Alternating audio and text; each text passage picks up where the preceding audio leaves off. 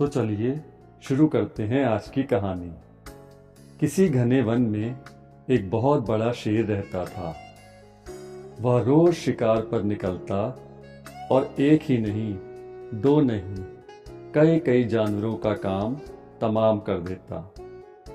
जंगल के जानवर डरने लगे कि अगर शेर इसी तरह शिकार करता रहा तो एक दिन ऐसा आएगा कि जंगल में कोई भी जानवर नहीं बचेगा। सारे जंगल में सनसनी फैल गई। शेर को रोकने के लिए कोई ना कोई उपाय करना जरूरी था। एक दिन जंगल के सारे जानवर इकट्ठा हुए और इस प्रश्न पर विचार करने लगे। अंत में उन्होंने यह तय किया कि वे सब शेर के पास जाकर उनसे इस बारे में बात करेंगे। दूसरे दिन जानवरों के एक दल शेर के पास पहुंचा। उसे अपनी ओर आते देख शेर घबरा गया।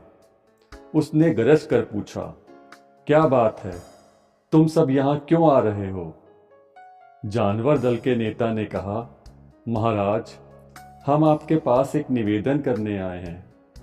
आप राजा हैं और हम आपकी प्रजा। जब आप शिकार करने निकलते हैं तो बहुत जानवर मार डालते हैं। आप सबको खा भी नहीं पाते। इस तरह से हमारी संख्या कम होती जा रही है। अगर ऐसा ही होता रहा तो कुछ ही दिनों में जंगल में आपके सिवाय और कोई भी नहीं बचेगा। प्रजा के बिना राजा भी कैसे रह सकता है? यदि हम सभी मर जाएंगे तो आप भी राजा नहीं रहेंगे। हम चाहते हैं आप सदा हमारे राजा बने रहें। आपसे हमारी विनती है कि आप अपने घर पर ही रहा करें।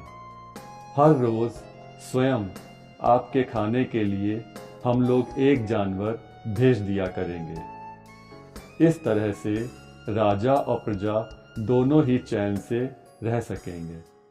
शेर को लगा कि जानवरों की बात में सच्चाई है। उसने पल भर सोचा, फिर बोला, अच्छी बात है, मैं तुम्हारे सुझाव को मान लेता हूँ। लेकिन याद रखना, अगर किसी भी दिन तुमने मेरे खाने के लिए पूरा भोजन नहीं भेजा तो मैं जितने जानवर चाहूँगा मार डालूँगा। जानवरों के पास तो कोई और चारा नहीं था, इसलिए उन्होंने शेर की बात मान ली और अपने अपने घर चले गए। उस दिन से हर रोज शेर के खाने के लिए एक जानवर भेजा जाने लगा। इसके लिए जंगल में रहने वाले सब जानवरों में से एक एक जानवर बारी बारी से चुना जाता था। कुछ दिन बाद खरगोश की बारी भी आ गई। शेर के भोजन के लिए एक नन्हे से खरगोश को चुना गया। वह खरगोश जितना छोटा था उतना ही चतुर भी था। उसने सोचा, बेकार में शेर के हाथों मरना मूर्खता है। अपनी जान बचाने का कोई ना कोई उपाय अवश्य करना चाहिए और हो सके तो कोई ऐसी तरकीब ढूंढनी चाहिए जिससे सभी को इस मुसीबत से सदा के लिए छुटकारा मिल जाए। आखिर उसने एक तरकीब सोच ही निकाली। खरगोश धीरे धीरे आराम से शेर के घर की ओर चल पड़ा। जब वह शेर के पास पहुंचा तो बहुत देर हो चुकी थी। भूख के मारे शेर का बुरा हाल हो रहा। जब उसने सिर्फ एक छोटे से खरगोश को अपनी ओर आते देखा तो गुस्से से बौखला उठा और गरज कर कहा, किसने तुम्हें भेजा है? एक तो पिद्दी जैसे हो, दूसरे इतनी देर से आ रहे हो। जिन बेवकूफों ने तुम्हें भेजा है मैं उन सबको ठीक करूंगा। एक एक का काम तमाम ना किया तो मेरा नाम भी शेर नहीं। नन्हे खरगोश ने आदर से जमीन तक झुककर, महाराज, अगर आप कृपा करके मेरी बात सुन लें तो मुझे या और जानवरों को दोष नहीं देंगे। वे तो जानते थे कि एक छोटा सा खरगोश आपके भोजन के लिए पूरा नहीं पड़ेगा, इसलिए उन्होंने 6 खरगोश भेजे थे। लेकिन रास्ते में हमें एक और शेर मिल गया। उसने 5 खरगोशों को मारकर खा लिया यह सुनते ही शेर दहाड़ कर बोला, क्या कहा? दूसरा शेर? कौन है वह? तुमने उसे कहाँ देखा?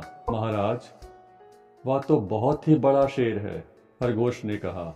वह जमीन के अंदर बनी एक बड़ी गुफा में से निकला था। वह तो मुझे ही मारने जा रहा था, पर मैंने उससे कहा, सरकार, आपको पता नहीं कि आपने क्या अंधेर कर दिया है?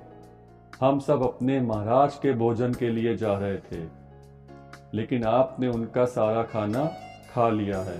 हमारे महाराज ऐसी बातें सहन नहीं करेंगे, वे जरूर ही यहाँ आकर आपको मार डालेंगे।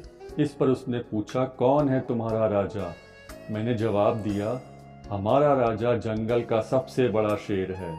महाराज, मेरे ऐसा कहते ही वह गुस्से से लाल पीला होकर बोला, बेवकूफ, इस जंगल का राजा सिर्फ मैं हूँ। यहाँ सब जानवर मेरी प्रजा हैं। मैं उनके साथ जैसा चाहूँ वैसा कर सकता हूँ। जिस मूर्ख को तुम अपना राजा कहते हो, उस चोर को मेरे सामने हाजिर करो, मैं उसे बताऊंगा कि असली राजा कौन है।